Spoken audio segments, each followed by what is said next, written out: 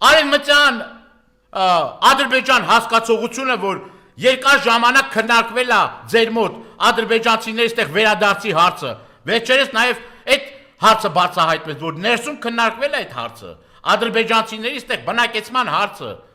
եւ հետաքրիր բան տեսա մի քանի օր առաջ, այդ դատարկվող գյուղերը, որ ասում եք դպրոցներ, հարավոր դպրոցներ են, չէ՞ փակվում այդ մարզերում։ Դպրոցներ են փակվում, դրա հետ նաև գյուղեր են։ Ուրեմն լքված գյուղեր։